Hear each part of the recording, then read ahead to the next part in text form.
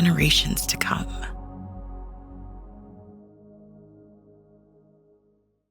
Welcome to another edition of the TDN Writers Room. My name is Bill Finley. I am a correspondent for the TDN and the co-host of the Down the Stretch radio show on SiriusXM Radio. Good to see you again, Bill. I'm Randy Moss with NBC Sports. Trusty sidekick Lucy back there. She's semi-conscious, but ready to roll. Well, the big news this week wasn't really news insofar as something we weren't expecting, but they made it official, Randy. The 2024 Belmont Stakes, and presumably the 2025 as well, will be run at Saratoga. A couple news and notes out of that, couple differences. Race will be run at 1.25 miles. The purse will be $2 million. And it's part of a 4-day festival, which will start on Thursday, Friday, Saturday, Sunday. There'll be 23 stakes races for a total purses of $9.7 million. Randy, I'm all for it. I don't think they had really any other option. Some people have mentioned, why didn't you run it at Aqueduct?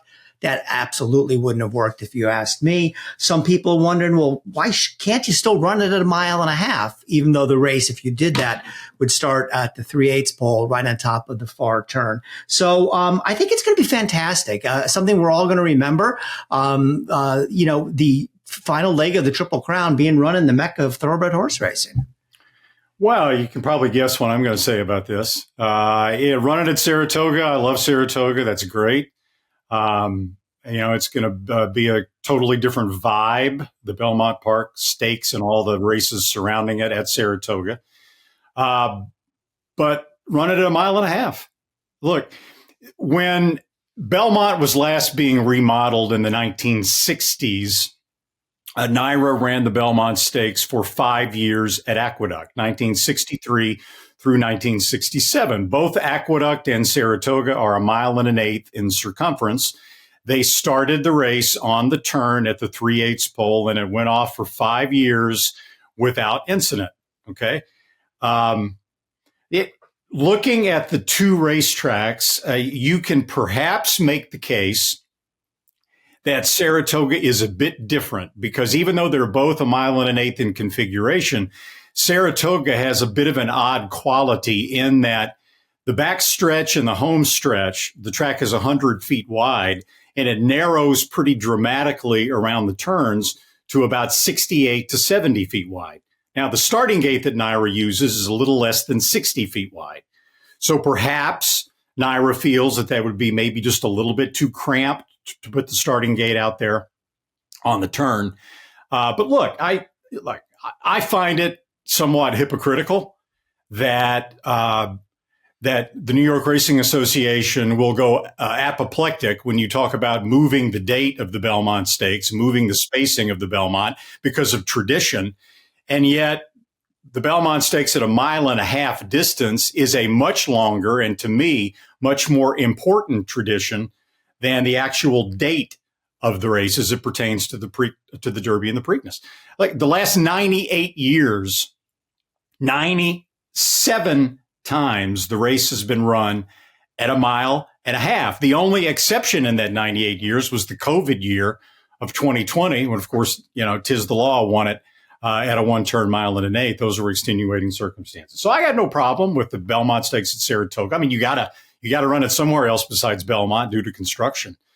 To me, if you're not going to run it at 1.5 miles, run it at Aqueduct like you did before. I think they should run it at Saratoga. That's fine. Start it on the turn if you can at 1.5 miles. If not, run it at Aqueduct and keep it at 1.5 miles. I think that's important. Okay, so I want to react to a couple of points you made. I obviously wasn't around to watch the 1964 Belmont Stakes at Aqueduct, but if I were, I probably would have told you back then it was a mistake to run it at 1.5 miles. So why duplicate the mistake later? I mean, suppose a horse is going for the Triple Crown and he gets post 11 in a 12-horse Belmont field at Saratoga starting. I mean, it's not like they have a little run up to the turn. It starts right where that turn begins. And, and I know it's a long race. It would be 1.5 miles. Things will work themselves out. These riders will figure out a way. Well, no, if you're going to go 9 wide on that first turn, you're going to have to be on an awful good horse to make up the difference of going so far wide on that turn. Now, back to whether or not they should run it at Aqueduct, there's two problems with that. Number one, Aqueduct's a dump. But even more so, Randy, this is not the same Aqueduct of 1967 when they used to get 35,000 people or so on a Saturday. The casino takes up, I mean, no one, before the casino came, nobody had sat in those seats since 1967. And, except for the pigeons who leave behind, what.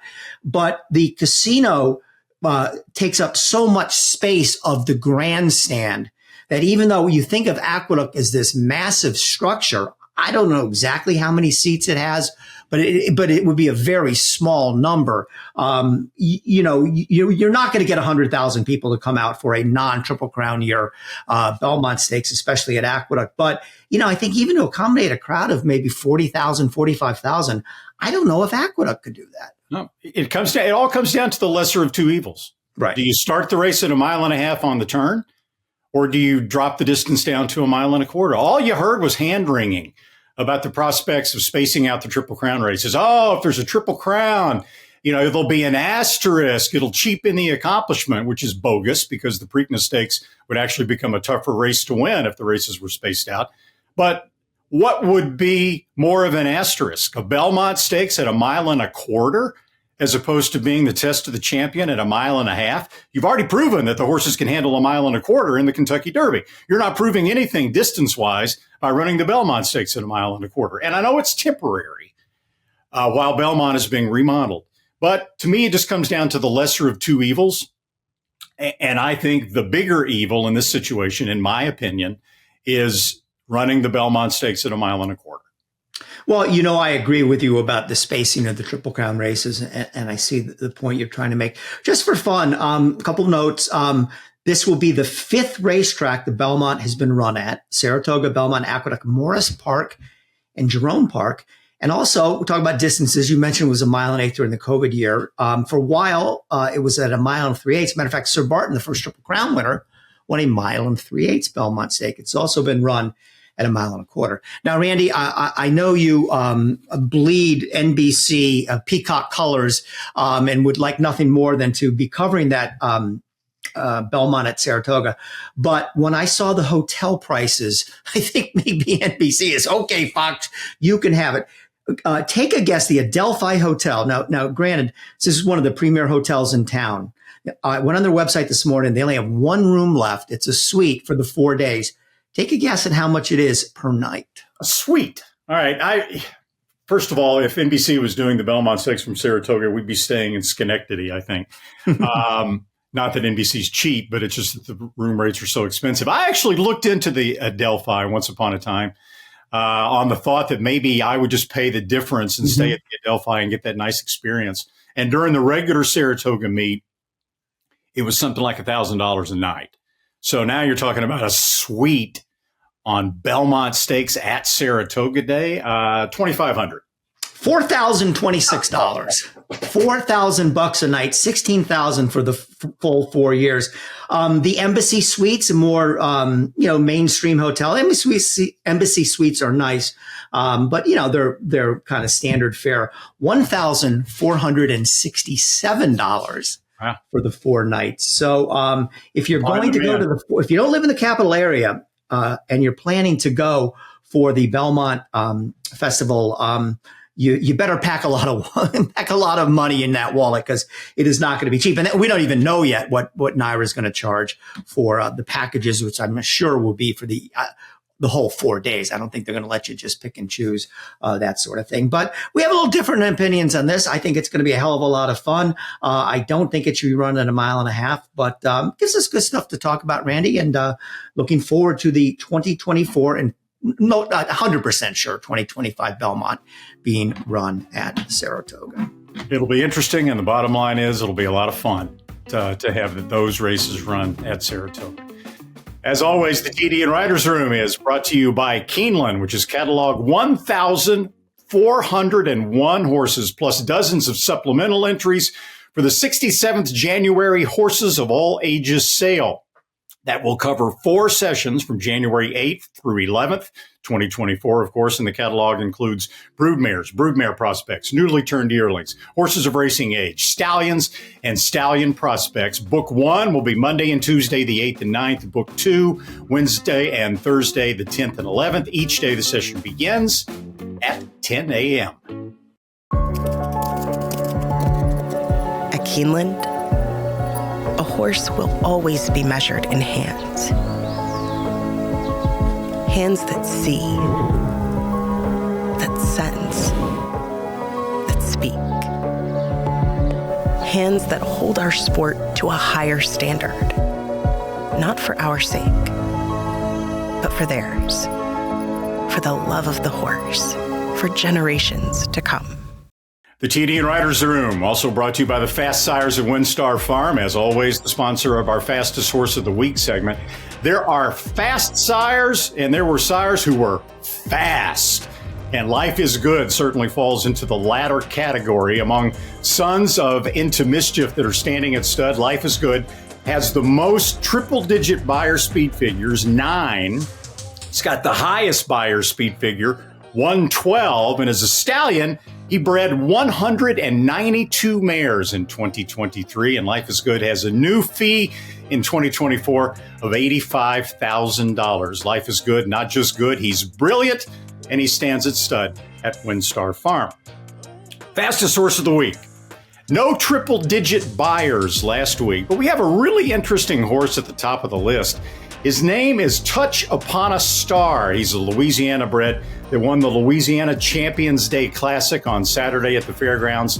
That's the day for LA breds. It's a $150,000 race at 1 1/8. Touch Upon a Star, owned by former NFL quarterback Jake Delhomme's Set Hut Stable, trained by Jake's older brother Jeff. This horse is a 4-year-old gelding. All he's done is win now 10 of 13 lifetime starts, and he scared away all the competition at the fairgrounds. Only a 4-horse field. The horse has won now 9 of his last 10 races on Saturday. Got a buyer speed figure of 97. Earlier this year, Touch Upon a Star ran 3 straight races where he had a 101, 101, and a 102 buyer speed figure. This horse can really run. He's a son of Star Guitar, the noted Louisiana stallion that only won 24 of his 30 lifetime starts. Touch Upon a Star, this week's Fastest Horse of the Week.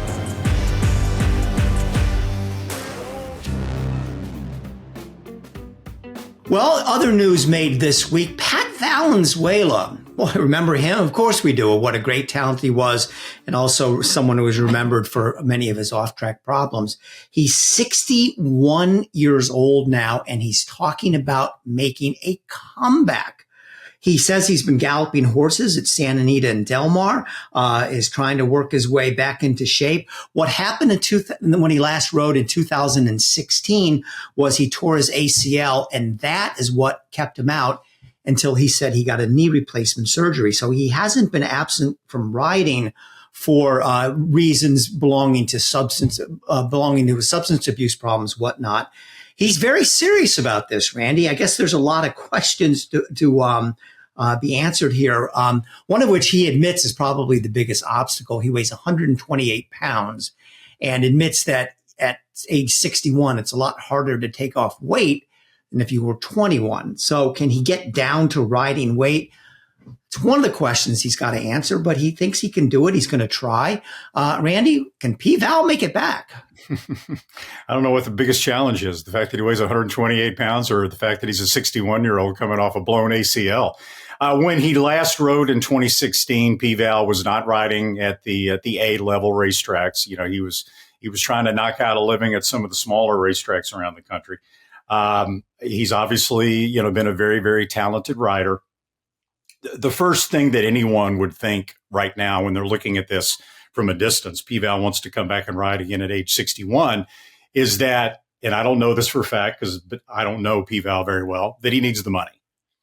Obviously, if he can win races as a jockey, he can make more money than he would make exercising horses or whatever else he would want to do within the horse racing industry. And a lot of these guys really don't know anything else but to ride horses, right? If he can make it back, if he can get his weight down, if he can ride at, let's say Evangeline Downs or Louisiana Downs or someplace like that in Louisiana and still be able to win a few races and pay some bills and all that, then more power to P-Val. But it's going to be very fascinating to watch. And obviously the odds are stacked against him. He's been in California kind of hanging around the racetrack. Zoe Cadman told us that, he's been regularly seen, trying to drum up some business as an exercise rider, breezing horses, galloping horses, etc.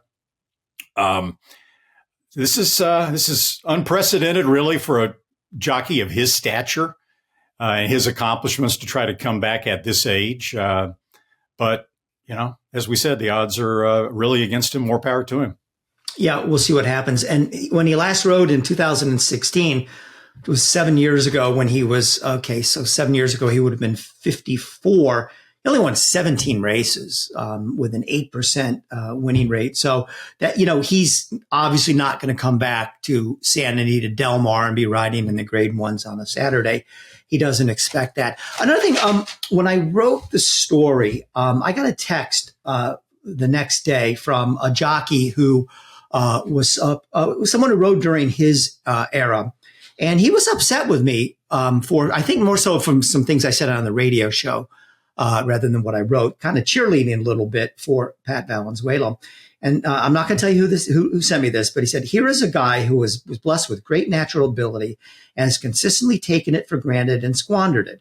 There are hundreds of riders that have dedicated themselves to the craft of race riding that have worked harder with less natural ability and were never given the opportunities that he has so cavalierly thrown away.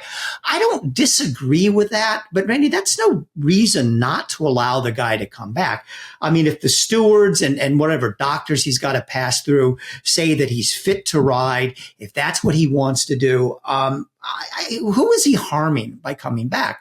Absolutely nobody. And like you said, look, if he rides 3 a week at Louisiana Downs and wins 12, 15 races a year, that's probably what we're going to come to expect. But I know this might be not his second chance, his third chance. This might be his 34th chance. But, I don't see why anyone would hold his past against him when it comes down to this and just something he wants to do. Oh, yeah. All the things that you just attributed to the unnamed jockey who got in touch with you, I don't think anyone would argue with, right? But, I mean, the only reason we're talking about this is because it's a news story. It is news when a jockey of his background and a jockey of his past success, for whatever reasons, decides to try to come back at age 61. I mean, we're not celebrating Pat Valenzuela when we talk about this. We're just pointing out what the news is and that it is a very unusual and, semi-interesting story to try to follow as he makes his comeback, if he actually makes it that far. Yeah, let's see if he can. By the way, I want to remind you that the TDN Writers Room is brought to you by the Pennsylvania Horse Breeders Association. The 2024 Stallion and Boarding Farm Directory is now available on our website, pabred.com.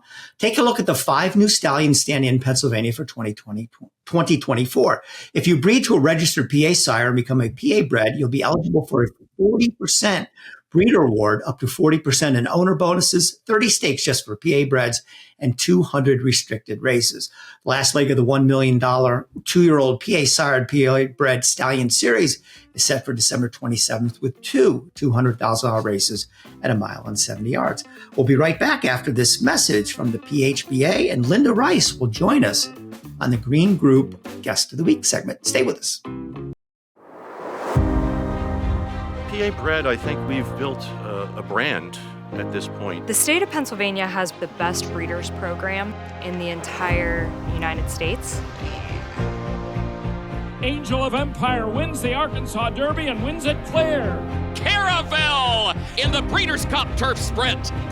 Pennsylvania and the PHBA have the best state-bred program in the country, bar none. The best Breeders' Awards and Stallion Awards in the country. The best 2-year-old by legendary sire Quality Road. Hit it back, $1.5 million.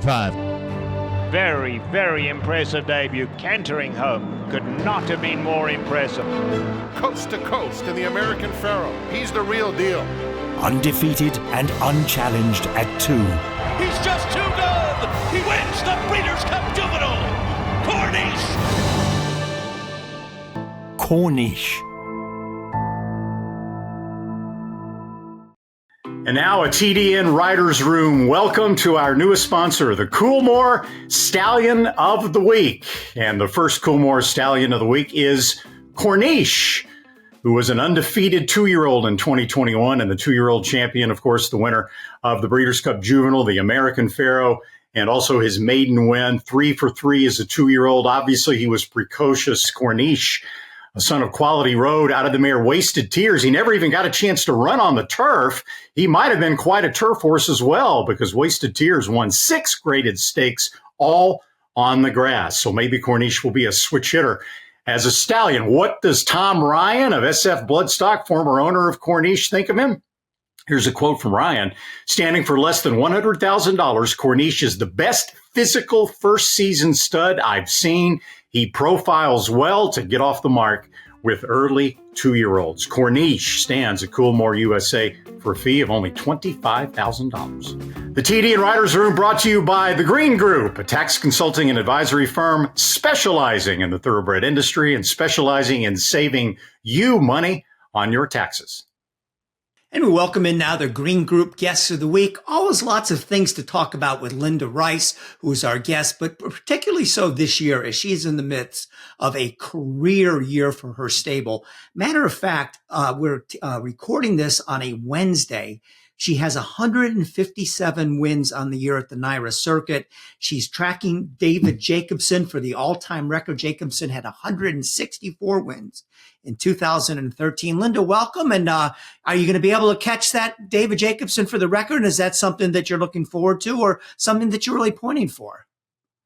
Well, I really hadn't thought about it much, but a few of my friends have been prompting me lately that I need to, become a little more aggressive with my entries for the next couple of weeks. And right now, I think we really only have about 8 days of racing left. And I think I need about 8 wins to get there. So, and they've been coming kind of slow and hard the last couple of weeks. So I don't know, And I've told them, I said, look, no matter what, it's been a great year. And they've poo-pooed that idea. They said, oh no, you need to dig down, dig deep, get this done. So. Well, it kind of looked improbable for you toward the end of the Saratoga meet as well, but you were able to close in 21 and change and get that one done. Yeah, that was amazing. I mean, we were 5 down with 2 days left, so it was amazing and improbable. So you've been successful for a long time, probably never more so than just in the last 4 or 5 years, this year in particular. I don't know how you feel about being called the best female trainer in the country when you're one of the best trainers, period, in the country. What's been the most personally gratifying to you about your success as a trainer? Sometimes when you take young horses and they turn into great horses, that's very gratifying. But I suppose, in this year, having won meet after meet after meet in New York has been very gratifying. And it does sting just a little to be the best female trainer. So maybe that takes a little bit of the sting out of that, by being able to win consistently in New York. Because, of course, this is not a game of fillies and colts, as far as the entry. So I suppose this year, having won 5 training titles in a row, maybe takes the sting out of being known as a top female trainer. So you say the sting. Do you think it sort of diminishes your overall accomplishments when someone labels you like that? On occasion. It's supposed to be flattering, so I try to take it that way. But, there's an undertone to it. Good point. Well, Linda, as was just mentioned, you won 5, either won outright or tied for 5 straight training titles. The streak ended at the Belmont and Aqueduct meet when Chad Brown beat you out for that one. And as Randy mentioned, you've been among the most consistent trainers on the New York circuit for a long time. I mean, year after year, you're hitting the winner's circle with regularities. But this year in particular is definitely going to go down as the best in history. For instance, last year, your stable earnings were $5.7 million. You've already gone over the 10 million mark this year. And we mentioned the 157 winners on the year at NYRA. Well, it shows how little you run out of town. You have 159 winners altogether. And that too could break your personal record for most wins in a year. What is going right this year? What has made Linda Rice 2023 even better than Linda Rice 2022, 2021, et cetera? Well, I think, I try to look at my history of my career. I'll take a look at the stats and say, well, what did we do differently here that changed, that improved our stats? So, I try to look at the end of the year stats and say, all right, so we started getting in the 5 million regularly in about 2013. And so then I think we kicked it up to about 7 million in 2017. We had a great year that year, I think 166 wins. I did win quite a few races in Maryland. I was shipping to Maryland a lot that year with what I felt were horses that couldn't compete in New York. So that was a great year. And then we have COVID and we have, so there's always dips. But I would say some of the things that really moved me forward in my business were staying in New York year round, consolidating to New York. So I used to split my stable in the winter, send a division to Miami, keep the main division here in New York. And I found out over the years that it was expensive. I spent all winter trying to recover my expenses, and I didn't feel like it moved us forward in any way, and in any way at all. So when the VLT money kicked in New York to the purses, which was about 2013, I abandoned ship on Miami. I said, look, we're going to try something different. We're going to stay in New York. I'm going to consolidate my workforce. Frankly, we had a lot of work right here in New York in the winter. It's a tough job in the winter, and I needed all my best people right in front of me. So I think that is the one thing that I see on my career that was very helpful, was to consolidate. And consolidating in New York when VLT money showed up was kind of a key move. So that was one of the things. And I also think then going forward from there, I used to buy a lot of young horses, yearlings, 2-year-olds in training, shopped all of the auctions, which I love. I love to shop weanling sales and yearling sales and 2-year-old sales. But it became very frustrating to me. We would go to the auctions, we'd spend a lot of money in expenses between vetting and hotels and everything involved, and a lot of time invested, and I felt frustrated when we came home. And we weren't getting the horses bought that we wanted. We were buying horses that really weren't on the list of horses to take home. So, or you go home with nothing. And so I changed it up. And I said, well, let's try something different. And that's when I started claiming more horses. I did find that my long history of young horses with my father before me was very helpful in the claiming game. And a lot of time spent, confirmation, pedigree, that type of thing. And it helped me a lot in the claiming game. So I changed it up then once again, probably 2015. I may have started claiming more. And so that's been the next bump to help my career. So. And Linda, what you just described, the way you've, put your operation and the direction you've taken it, the good news is that everything we've been talking about, all the races you've been winning, all the New York training titles. But if you don't go spend a lot of money at the yearling and 2-year-old sales, you're probably not going to be somebody that's going to have a Breeders' Cup and Kentucky Derby like horses. Is that something that you think about? And is that, kind of the price to pay for figuring out a formula that obviously is working for you? Yeah, absolutely. But if you go to the sales without the pocketbook to buy those horses, it's a moot point, So for me, winning is fun, losing is not, And if we can win races, and some of the horses that I have claimed have won stakes races this year, and that's fun, that's successful. And at the price point that my clients are getting in, they're really enjoying themselves. Does it limit you with the idea that, geez, how am I going to get a Derby horse? How am I going to get a Breeders' Cup horse? Absolutely. But I feel like if you prove yourself and you win enough races, and that eventually, hopefully, people will see that you're certainly capable and will send you those horses. Would imagine that people noticed, and it had to be give you a lot of satisfaction to claim Joey Freshwater and then win the Bayshore with him, claim Pioneering Spirit for $40,000 and make $450,000 with him the same year. But about the owners, going back to your decision to base in New York year-round and not go to Gulfstream Park, did you get any pushback from your owners, some of your owners, about that decision, or did the bottom line smooth over everything in the end? You know, initially when I was sending horses to Miami, I had a few owners that liked to go to Gulfstream for the winter. They liked to take a couple horses down there, and that's part of the reason that we went. But, you know, after watching it for years, I mean, we'd send horses down there. They didn't get in. They couldn't compete. By the time we came back from Miami, they were tired and needed a break. And it just wasn't moving us forward. And I decided, I said, well, I'm certainly going to have some clients who want to send some horses to Miami, and they can send them with one of their other trainers, you know.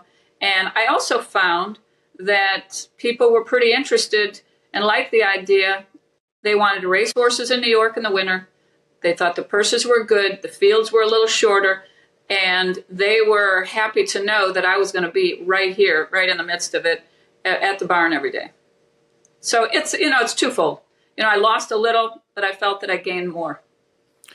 So, Linda, after Randy asked you some questions and you made it clear that in a perfect world, you just be considered a good trainer, not a good female trainer. I'm going to go back to that subject. Excuse me, because there is a delicate subject, Bill. It's a delicate subject. Be careful, Bill. But no, because I want to hear. I'm sure you'll have a good answer for what I'm about to ask you. Jenna Antonucci, the year she had, the way she represented the sport. And yes, it was, if she were John Antonucci and not Jenna Antonucci, story would have played out much differently. You know, were you there rooting for her, pulling for her? What did you think about, she, you know, sort of became a phenomenon for a while. You know, what was your take on all that? I was thrilled to death for her. You know, Jenna's been around the game a long time. And, you know, whether it be Jenna, it didn't have to be a woman, anyone, the Rich Strike story. Any of these stories where people get a modestly purchased horse for $35,000 yearly, like he was, and go on to win those kind of races, and she did a wonderful job with him. It was fun to watch, to see the emotion that she had about it. So to me, it was a fabulous story. But it wouldn't have mattered if it was Jenna, female, or John, just to see people get that opportunity to go to that level. You know, as you said, I mean, there's quite a few owners in the game that go to the yearling sale with 25, 30, 40, 50 million and buy yearlings. And, you know, they usually go to about 5 different barns. You know? So for me, it's just a joy to see somebody else get to win those big races. Let's talk about another modestly priced horse. For a long, long time, when I saw the name Linda Rice, the first horse that came to mind to me was City Zip, who was originally a $9,000 purchase. And you ran through all of those 2-year-old races at Saratoga and then the Futurity. And then he came back and won 4 more stakes races as a 3-year-old. What was it like to train City Zip and then to subsequently see his success as a stallion? Yeah, he was magnificent. I kind of fell into that by, you know, I had tried to buy a horse from Carl Bowling the year before at the 2-year-old sale. And I had a pretty good budget, and I got outbid at about, the horse brought $400,000. I lost the horse. I think John Kimball outbid me. And Carl was very thankful, and he said, listen, the next horse that you like that I don't sell, I'm going to send him to you to train. And that's how I got City Zip. The very next year, I liked City Zip. I wanted to buy him. He failed the vet miserably. He had all kinds of little issues, nothing that really stood in his way. And so he wasn't able to sell the horse. So he ended up starting in Kentucky, but he honored his word. He sent the horse to me to Belmont, and horse went on and did great things as a 3-year-old, but he was just a terrific stallion. I was just so impressed with how well he did as a stud. Yeah, going back and looking at his record, I mean, I thought I kept up with all these things. I guess I had forgotten that he's a half-brother to Ghost Zapper, who came around a couple of years later. But here's a horse now in City Zip. He had, I think, like 6 triple-digit buyer speed figures. He won once at a mile or more. He won the Futurity Stakes, 1-turn mile in New York. You tried him on grass a couple times at the end of his career. Did his phenomenal success as a stallion, and especially as a grass stallion, surprise you at all? I guess it shouldn't have.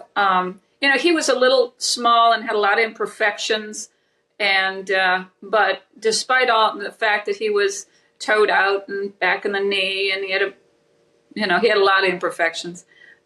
So I don't think anyone thought he was going to be a star as a stallion that he became, but he had a fantastic mind.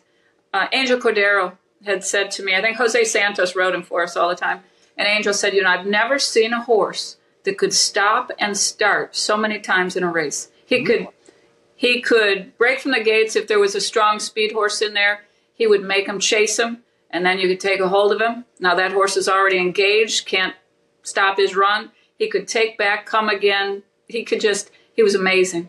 And so I guess it shouldn't be a surprise that he passed that along. Linda, with all your wins this year, perhaps your biggest win didn't occur on the racetrack, but occurred in the courtroom. And to make a long story short, the New York Gaming Commission accused you of getting favorable treatment from the racing office to have a better idea of who was running in races and whatnot. And they attempted to take away your license for 3 years. The courts came in and called their decision shockingly unfair. Very, very strong language there. When that happened, the proposed 3-year ban was lifted. A 2-part question. What was it like having that hang over your shoulders, and what kind of relief was it when the court sided with you? Well, it has been a very trying, long process to finally get there. And, I've told my family, or they've told me, that the fact that I've been able to maintain the level that I have professionally under that type of pressure is quite amazing. But it has been a huge relief to have it finally behind me. It was very stressful, very hard on, myself, my family, to watch me go through that. But we were very pleased with the appellate decision and glad to have it over.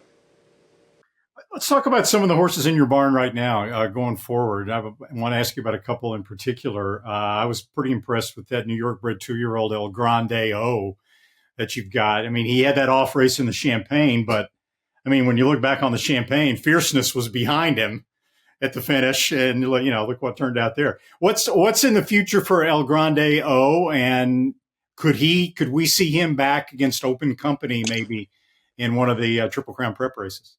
Yeah, we could. I mean, the Jerome is a possibility. He's raced quite a bit as a 2-year-old, which is more than most 2-year-olds. We had started him, actually, he arrived in my barn in March last spring. We started a little earlier this year. And he's raced 3 times at Belmont, twice at Saratoga, I think 3 times here at Belmont when we came back to Aqueduct. So we gave him a break after that win and sent him to Barry Schwartz's farm, Stonewall Farm, which is about an hour north of here. So he got a little turnout time, a little freshening, just came back, got his first breeze. We just didn't want to keep his campaign going without freshening. We'll probably look at the Jerome, whether we run him in the Jerome, the Wingfield, or the New York Bred Stake, the Regos Park. That's up in the air. I think Barry and I would like to point towards the Jerome, but we're just going to have to kind of see where he is, when we get there. And what's next for the Garland of Roses Winter Hot Fudge? And what's the update on Pioneering Spirit? I see he hasn't breathed since the Artie Schiller. What's the story? Yeah, Pioneer Spirit is rolling around in the sand in Ocala in a paddock and having a good time. He's getting a well-deserved break. So as you know, I don't send horses to Miami, And I felt the horse did a pretty good campaign. I sent him down there to get some sunshine, a freshie, give him 90 days. You'll see him here in New York in the spring. And Hot Fudge? Hot Fudge will point her towards the Interborough. Well, Linda, whether you break or tie David Jacobson's record for most wins on the year on the New York circuit or not, it's been a fantastic year for your stable. Congratulations on all your success. Thanks for joining us on the TDN Writers Room podcast, and have a Merry Christmas and a winning 2024. Thank you so much, Bill. Randy. Thanks, Linda. As this week's Green Group Guest of the Week, Linda Rice will receive a free 1-hour tax consultation from Lynn Green and Company at the Green Group. For more information on how the Green Group might be able to help you and your bottom line during tax season, you can go to www.greenco.com. Are you paying too much in taxes? The Green Group can help. There's a reason the most successful owners, breeders, and horsemen select the Green Group as their tax advisors. They save you money and share successful strategies. Over the past 40 years, the Green Group founder, Len Green, has owned and bred some of the best racehorses in the history of the sport, like Eclipse Award-winning champions Jaywalk and Wonderwheel. His DJ stable competes at the highest level and has received the game's most prestigious honors. Len Green's in-depth, hands-on industry knowledge, combined with cutting-edge tax-saving strategies, has produced positive results for his clientele and has made the Green Group the top-rated accounting and tax firm in the thoroughbred business. For a confidential and complimentary consultation, contact us at 732-634-5100 or visit our website at www.greenco.com. The Green Group, proven strategies to save you taxes. Well, it's a quiet time of the year, as it usually is before Christmas, and the Southern California racing has moved to Los Alamitos. Gulfstream Park Championship meet is upon us, but they don't really run out the big races for a couple of weeks now. But, you know, Bob Baffert, the story of Bob Baffert at Los Alamitos, I think doesn't quite get the recognition it deserves. Last Saturday, he won the Starlet Stakes with Nothing Like You. 10 times overall, 7 straight wins with Nothing Like You. On Friday coming up, he'll have 2 in the Bayacoa Stakes, Midnight Memories and Ganadora. Races won only 4 times. But the other one that's amazing, Randy, is Los Alamitos Futurity. He's won it 13 times, though he hasn't won it since 2020. Practical Move actually won the race last year, about the only race for 2 or 3-year-olds on the calendar in California that Bob didn't win. A couple of things. Does he have all these good horses to run? But I've always gathered that he has a soft spot for Los Alamitos because of his quarter horse days there. And, you know, that's where he really learned the trade. And he supports that meet more so than any top trainer in California. And I wish more people would support it, because Los Alamitos really stepped up when Hollywood Park went out of business. And they had to put a ton of money into the racetrack to make it suitable for thoroughbred racing. And I know they don't have a turf course, but you just don't see the participation from the stables there that I think we'd really like to see. But first of all, what do we know about the Los Alamitos Futurity Saturday? What has Baffert gotten? Who else is lining up for it? Well, Bob obviously has a lot of horses to choose from. I mean, he's broken the maidens of 16 individual 2-year-olds this year at either Santa Anita or Del Mar or Los Alamitos. And if past history is any indication, he has horses in the barn that he hasn't even run yet that are as good or maybe better as some of the ones we've already seen. The logical candidates would seem to be Nysos, who won the Bob Hope so impressively in his maiden win before that, and Muth, who was second in the Breeders' Cup Juvenile, won the American Pharoah. He's got Prince of Monaco. He's got Miramati. But I reached out to Bob by text a couple of days ago. And as of then, the horses that he was looking at for the Los Alamitos Futurity, 3 of them, there's Wind Me Up, who was second behind Muth in the American Pharoah at Santa Anita and then completely laid an egg in the Breeders' Cup Juvenile, but has trained pretty good since then. A horse called Coach Prime, a son of Quality Road, who broke his maiden at Del Mar going a mile in his second lifetime start. And then a New York bred by the name of Winstock, who started off a couple of times in sprints, looking very un-Baffert-like for a 2-year-old. No speed, dull performances. But then when they stretched him out to a mile at Santa Anita, he broke his maiden pretty impressively. So those are the three that Bob is looking at. The only other horse I could find on anyone's list that would be listed right now as a possible starter would be a horse named Stronghold, who was second to Nisos, a distant second in the Bob Hope in his last race. Stronghold comes from the barn of trainer Phil D'Amato. Of Baffert's three, I think the most interesting is probably Coach Prime, because his maiden win at Del Mar going a mile was very impressive. If you look at the past performances of that race, one thing you'll note that jumps off the page is the pace of that 1 mile race at Del Mar. It's listed as 21-2 for the quarter, 44-2 for the half, then slowing down to like 111-2 for 6 furlongs. When you're handicapping the race, though, you got to keep in mind, and I haven't talked about this a lot lately because I talked about it so much before that, the fractional times at Del Mar are garbage because they're timed by GPS, right? The final times now are okay. But at tracks like Del Mar and now Keeneland, amazingly, the fractional times are still timed on GPS. The true fractional times for that 1 mile maiden race are 21-4 for the quarter, 2/5 slower than posted, 45 flat for the half, 2/5 slower than posted, and actually 111 flat for 6 furlongs, which is 2.5 faster than what's posted. So it goes in both directions. Any way you slice it, though, it was a fast-paced maiden race. This horse, Coach Prime, set about 3 or 4 lengths off the pace and then made a devastating move turning for home and opened up and won very impressively by 7+ lengths.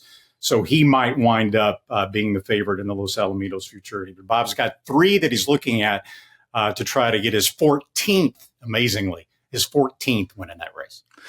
Randy, any speculation on what Nisos will do next? I don't know. No, I didn't ask Bob, and he's kept it pretty close to the vest.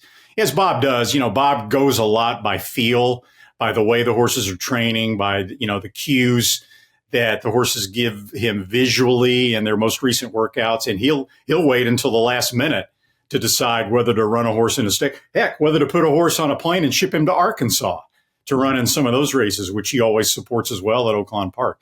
So, he was, no, I haven't seen anything that could remotely be set in stone as to what Nisos might be doing next. But he certainly has looked good, hasn't he?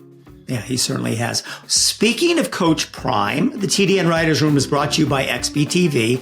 And the XBTV Workout of the Week is Coach Prime, named, of course, for Deion Sanders, now the head football coach at the University of Colorado. And he worked, not Deion the human, Coach Prime, the horse, worked 5 furlongs at Santa Anita Saturday for trainer Bob Baffert in 101.60. It was his second work since his TDN Rising Star worthy performance at Santa Anita November 10th when he won by 7 1/4 lengths. Coach Prime was a $1.7 million Keeneland September yearling purchase by Donato Lano for owner Amir Zidane. According to trainer Bob Baffert, as we know now, because Randy just told us, Coach Prime is targeting the Los Alamitos Futurity on December 16th at 1 mile and a 16th. We'll be right back after this message from XBTV.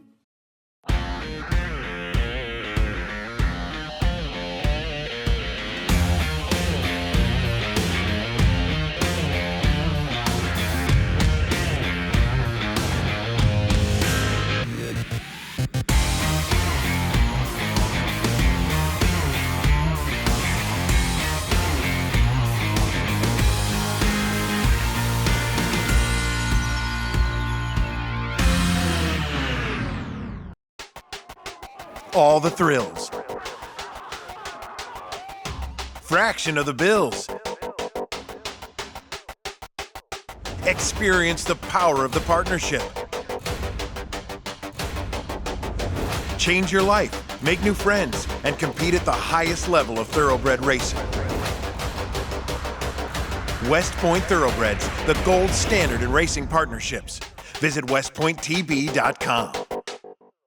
The TDN Writers Room brought to you by West Point Thoroughbreds. Joining a West Point partnership can vault you into the world of instant camaraderie and can give you quite a bit of fun in the winner's circle as well. West Point had sort of a viewing recently, a record turnout for its yearling showcase, which was at Iceman Equine and Eddie Woods Training Center in Ocala. The West Point partners got a chance to come out and check out the likes of their yearlings, including the Into Mischief Nona Mia colt, the half to Wood Memorial winner Outwork, who they purchased at the Keeneland September sale for $3 million. Another partner visit for West Point is scheduled for late April, right before many of those horses will ship to their respective trainers around the country and begin their next lessons at the racetracks themselves.